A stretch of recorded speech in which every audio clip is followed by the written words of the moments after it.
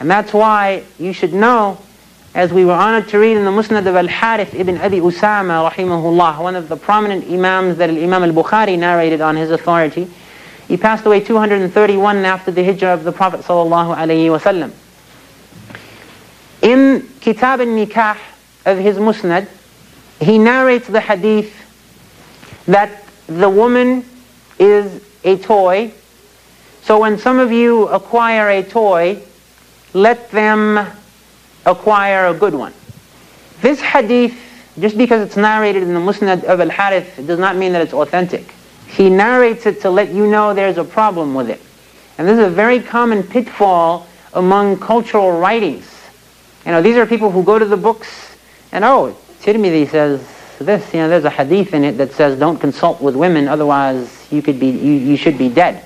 Literally, there's a hadith like that Imam Tirmidhi rahimahullah narrated, not because it's authentic, but he said that the culture that consults its women would be better underground than above it, meaning buried. And it's a horrific understanding of, and totally antithetical to the divine concept of nasiha. So the point here is, why we sidetrack a little bit, is just because something is narrated in a compilation of the Sunnah does not mean that Imam Tirmidhi rahimahullah narrated it and was quiet or was silent after it.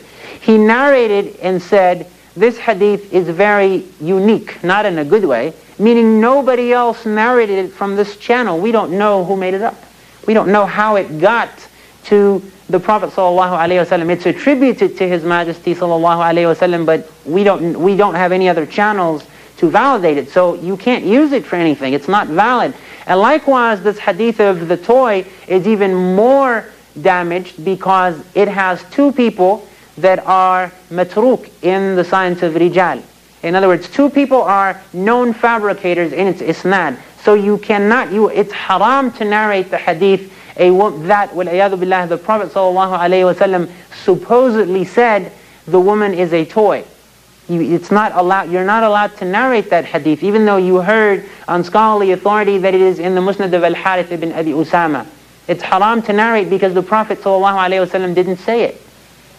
You see, but you should know it because it is a common understanding, and it is in the cultural realm, of course, and it echoes the ignorance of past nations. And now, wal-iyadu billah, garbs it in prophetic tradition. SubhanAllah, the presence of two elements in society are a wonderful mercy from Allah subhanahu wa ta'ala. They are women and children.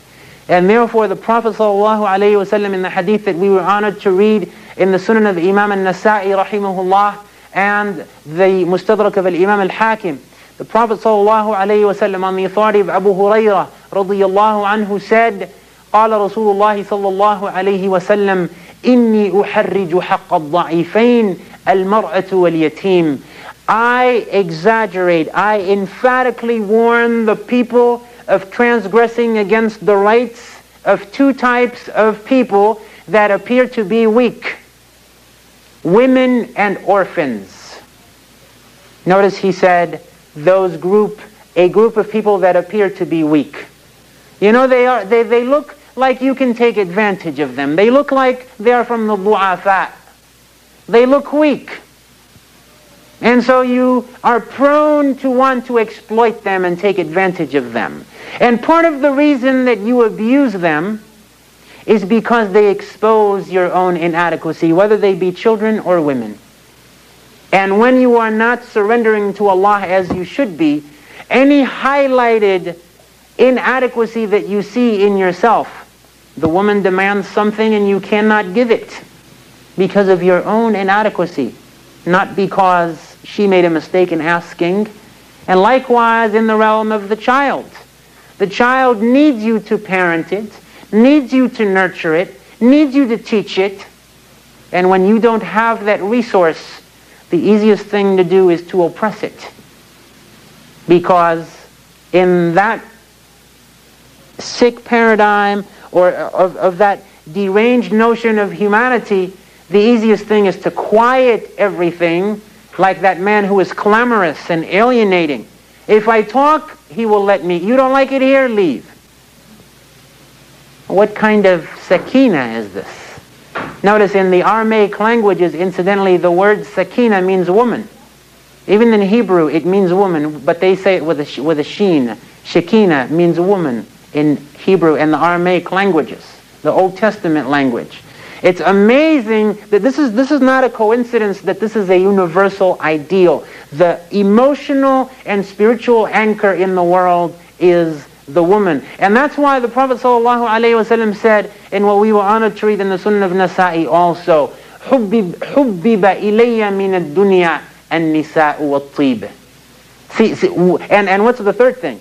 وَجُعِلَتْ قُرَّةُ عَيْنِي فِي الصَّلَاةِ. What you see, Allah subhanahu wa ta'ala made beloved to me women and fragrance. And the comfort of my heart, or literally the comfort of my eye, was made in prayer. How do you validate, or how do you connect intellectually prayer, women, and fragrance? This is not about sex. This is talking because it would be inappropriate to put the other two things. This is talking. This is again the epitome of the prophetic manner and adab of him sallallahu alaihi wasallam, where he is showing you where the priorities lie. The Prophet of Allah sallallahu alaihi wasallam in Bukhari and Muslim literally would get up from his seat when he saw the women and children of the Ansar, and it really is overwhelming.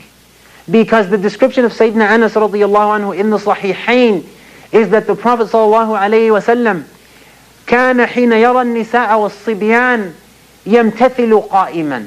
He would literally he would stand up upright with excitement and joy, and imagine this now, and walk towards them and say, by Allah, you are the most beloved people to me. Whenever he saw women and children, he approached. What is he doing? Sallallahu alayhi wasallam. What is he doing? Acknowledging, nurturing that realm that this woman is complaining about. We need you, he's telling them, but in the most intimate of ways. And he can do that because he's the father and the teacher and the parent and the most perfect human to ever live. Sallallahu alayhi wasallam. He would rush from it. It's amazing the various narrations. Can you imagine? Subhanallah. Sallallahu alayhi wa sallam. To rush towards women.